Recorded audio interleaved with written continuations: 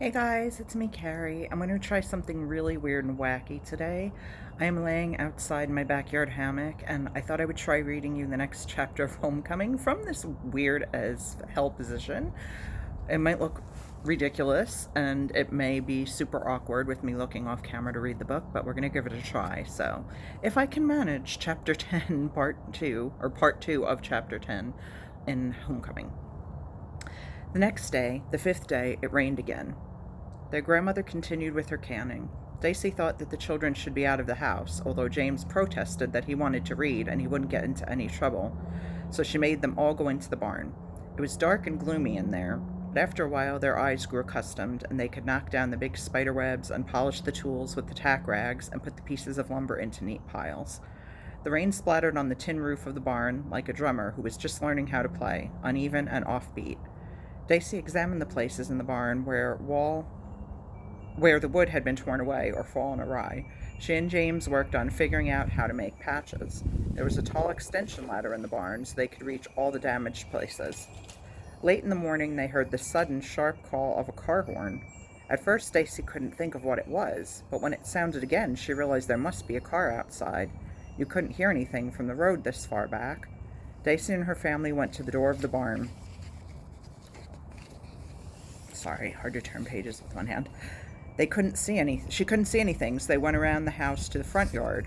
Claire's white station wagon with two people in it was stopped under the paper mulberry tree. We figured you were still here since we didn't hear from you, Will said, climbing out. This sure is the boonies. Claire had come with him. She wore her same high-heeled sandals and blue jeans and a yellow rain jacket.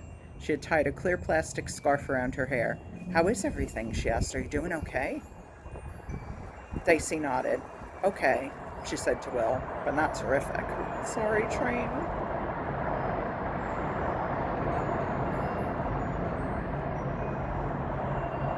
I would have paused, but it's kind of soothing. Okay. Are you going to introduce us? Will asked. I guess so, Dicey said. How could she introduce them when she never called her grandmother anything but, Something wrong, he asked. Nothing's decided, Dicey said. For us, I mean. She says we can't stay, but she hasn't made us go. Invite us in, okay, Dicey? Will said. He and Claire looked at each other. Your feet'll get wet, Dicey said to Claire. Worse things have happened to me, Claire answered. Do the dogs miss me? Sammy asked her. Of course, Claire said. They waited on the broad back porch while Dicey called her grandmother from the stove. I heard company, the woman said. Come and meet them, Dicey answered. This is Mrs. Tillerman, she said. Will and Claire, friends of ours. Her grandmother shook hands with Claire, then Will, and asked them to sit down on the porch because the kitchen was so hot. She asked them if they wanted some lemonade, and they asked what was wrong with Maybeth's arm. Daisy brought out a pitcher of lemonade, made from a can, and 7 glasses. The children sat silent while the adults talked about who Will and Claire were. Will called their grandmother Mrs. Tillerman, ma'am, until she finally snapped at him to call her Ab. We had the devil of a time finding you, he said. You don't have a phone. I know that, she said. I took it out years ago. Why would you do that? Claire asked. You have any children? Their grandmother asked Claire. Claire shook her head. You wouldn't understand then. I used to. My boy Bullet was in the army. Her dark hazel eyes clouded while she talked and her face stiffened. They called me up on the telephone to tell me when he got killed. I had to do something. What I did was, I went downtown and took the thing and threw it through the phone company's window. They were surprised, I can tell you that. It didn't help, of course, but it was better than doing nothing. Will threw his head back and laughed. Their grandmother smiled her sudden surprised smile. Did you hit anyone? Sammy asked. All their desks were at the back, their grandmother said, and there was a display shelf right by the window. I didn't aim to hurt anyone. What kind of name is Bullet? Sammy asked. A nickname? What was his real name? Sam. Samuel. Like me? Daisy, he had my name. Daisy wondered if Mama had named Sammy after her brother because he was dead. How would Mama have known that? Maybe she had liked her brother Bullet. Claire, Will said, the rain's let up a little. Why don't you take the kids out and show them what we have in the car? In the back of the station wagon were 3 bicycles, piled one on top of the other. A 4th was folded in behind the front seat.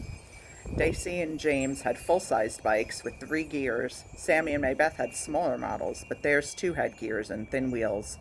Oh, the children said. And oh, again, Claire grinned at them. They're not new. We're near Ocean City, right? It's the end of tourist season there, so the places that rent bicycles to tourists are selling off their old ones. Well, we all thought of you when we saw that, so everybody chipped in. P.S. I used to go to Ocean City, Maryland for several years with my family. It's such a fun place, and I love hearing it referenced in here. I forgot about that. Okay, back to the book. Sammy hopped onto his and wobbled for a few feet before he toppled off. Did you see me ride? He yelled. Daisy and James had ridden on other kids' bikes in Provincetown, so they knew how. Claire took Maybeth aside to begin teaching her. Sammy needed no help, or so he thought. Daisy watched him for a minute and decided that he would manage on his own, and that would be better than trying to get him to sit still and learn properly. She and James raced down the muddy driveway and back again. As they rode, the rain intensified. We'd better get these in the barn, Daisy called over to him. If we'd had bikes, I bet we could have gone 20 miles a day, James answered. They took the bikes into the barn and dried them off with the tack cloth there. If the rain lets up later, can I ride again? Sammy asked. I'm beginning to know how. Maybe, Daisy said. Claire had gone back to the porch. We didn't say thank you, Daisy realized. They quieted down when they came to the back porch. Maybeth went up to Will. Thank you, she said. It's more wonderful than anything. Will you tell everyone thank you? I certainly will, Will answered. For me too, James said, and Daisy and Sammy added their thanks. Will and Claire stood up then, while the rain poured down beyond the wire screens, over the trees and the garden and the marsh. Do you have to go? Daisy asked. She felt that when they did go, she and her family would be further away from the circus than before, than just that morning. Can't you stay for lunch? Can they? She asked her grandmother. Her grandmother looked hesitant. Perhaps she would allow us to take all of you to a restaurant for lunch, Will said. He spoke to their grandmother. That seemed to decide her. And pay good money for what we can make better ourselves. Nonsense. If James and Sammy will empty the crab pots and Dicey will get us some tomatoes, I think I can feed us pretty well here. If you don't mind eating out on the porch, if it's not too cold for you.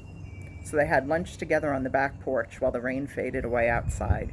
They ate and talked. Will told their grandmother about how he first met the children and how they'd turned up again with Mr. Rudyard on their heels. Then James had to tell about Mr. Rudyard again because he told it the best.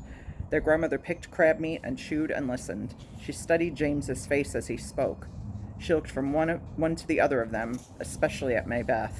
At the end, she raised her eyebrows a little and said to Dicey, You ran a risk to hire yourselves out. I had to, Dicey said. I can see that. Then lunch was over, and it really was time for Will and Claire to leave. The rain had stopped by then, and the thick masses of gray clouds were beginning to break apart. A golden bar of sunlight would occasionally slip past the guard the clouds had put up, but the mood as the children stood around Claire's car saying goodbye was still rainy. Well, Dicey said. Well, Will said. Then like a bolt of sunlight he changed the subject from goodbye.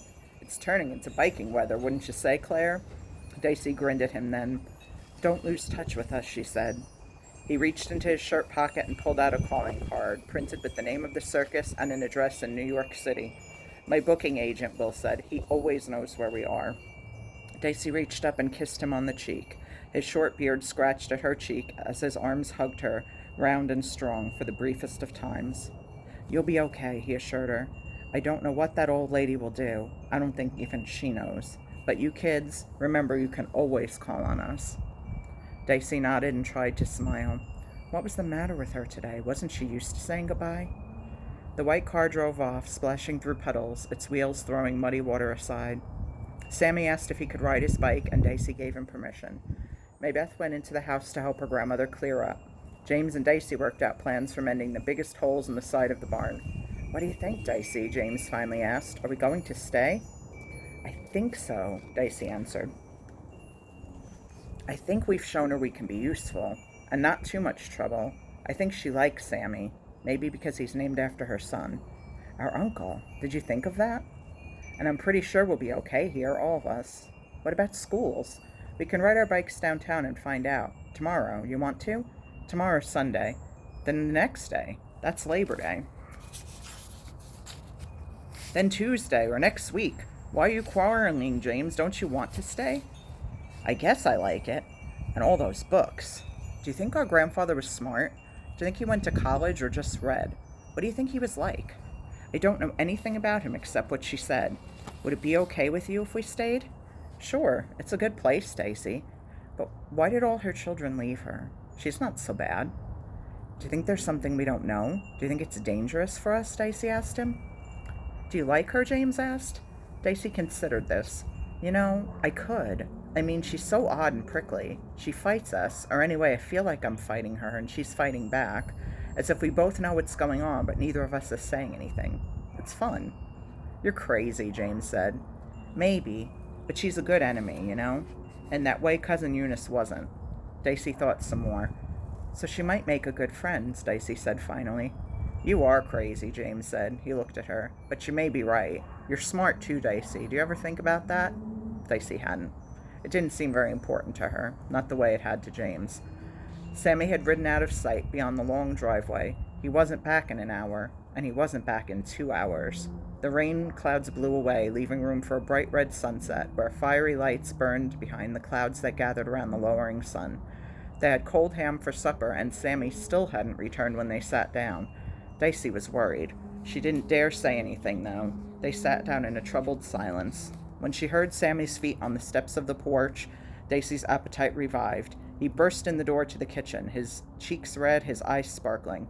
Wash your hands, Dicey said. She could see him, and he was fine. He was safe and back again. Relief dissolved into anger then. She looked at her grandmother.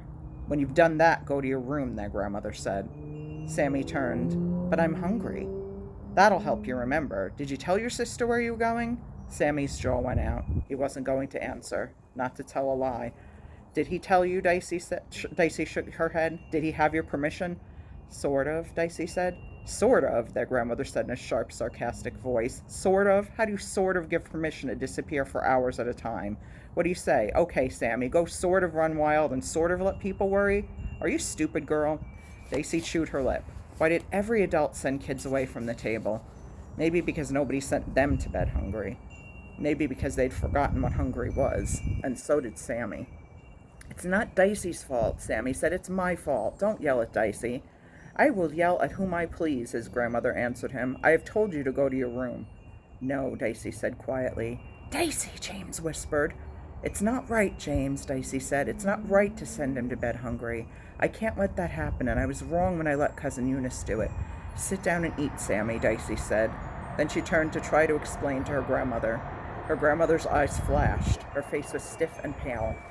Her lips were hard together. You, Dicey said. She wanted to call her by name, but she had no name to call her. You don't understand, not what it's like to be hungry. It doesn't serve any purpose to punish Sammy that way. Her grandmother's fury burned behind her immobile face. Her hand clenched the handle of a fork. Dicey was frightened with a fear that swelled up deep within her. This fear had two heads, and Dicey was caught between them. She was afraid to speak and lose what they had gained of a place for themselves in this house. She was afraid to keep silent and lose what she felt was right for Sammy, for her family. Sorry. Where was I? Shoot. Okay. This was a more difficult danger than any she had faced before. It wasn't the kind of danger you could run away from or fight back at. Dicey wasn't even sure she wanted to fight. She just knew she had to stand by her brother and her family. Whose house is this? Their grandmother said. Whose food? Whose table? You're right, Dicey said. It's not our house. That's what you said from the beginning. But we're not your family. You meant that too, didn't you? Her grandmother stared at her. Sit down and eat, Dicey said to Sammy. James and Maybeth were staring at her. Everybody was staring at her. But you're not to ride the bike again for 2 days. Aw, Dicey, Sammy said. He slipped into his chair and cut his meat. I mean it, no matter what. Will you obey? Sammy nodded. You have to say when you're going off, Dicey said. She ignored her grandmother, who was sitting at the head of the table in a silence of furious anger. Sammy nodded again.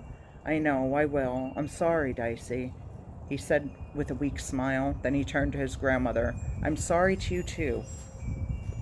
I didn't mean to make trouble. But it's my fault, not Dicey's. You're a child, his grandmother answered. So is Dicey, Sammy said. I will not have this talking back, their grandmother snapped. But it's not talking back, James said. His voice was high and frightened. It's explaining. We're trying to get at the truth. His grandmother stared at him before she answered, as if he had said something she didn't understand. You were in my home, their grandmother said. She looked around the table at the 4 pairs of hazel eyes, none as dark as hers, and none, except Dicey's, as angry as hers. My home, not yours, their grandmother said. We might as well have it out now as any other time, Dicey said to herself. She felt as if she had been running away from this for days. She had only the last of her strength left. She had to turn and fight now. She took a deep, shivering breath. Are you expecting us to stay then? She demanded. Her voice sounded thin and hard. Her grandmother's mouth worked, and she looked surprised, as if she hadn't understood what it was they were fighting about this time. Her mouth formed words, but no sounds came out. Finally, she spoke. No. The word ballooned out and filled all the air of the kitchen. Dicey didn't even try to argue. She just nodded her head and ate her supper in silence and helped with the dishes, and when the little children went up to bed, she went with them. The no filled the whole air of the house. Every time she breathed in that no. Dicey wasn't even frightened anymore. She was simply defeated. She fell asleep suddenly and without any thought. Thanks for listening, guys. I hope this wasn't too awkward and distracting, but it was kind of sort of comfy for me, except for holding the book up with my left hand. But anyway, I hope you enjoyed. Please give it a thumbs up if you did. I always appreciate that. Feel free to subscribe to the channel if you haven't already. Hit the bell icon for future notifications of my uploads, and have an awesome rest of your day. It's a beautiful spring weathery day here on Long Island, which is why I'm outside in my backyard. So I hope it's nice wherever you are, and again, enjoy the rest of your day. I'll be back soon with more stuff. Bye, guys.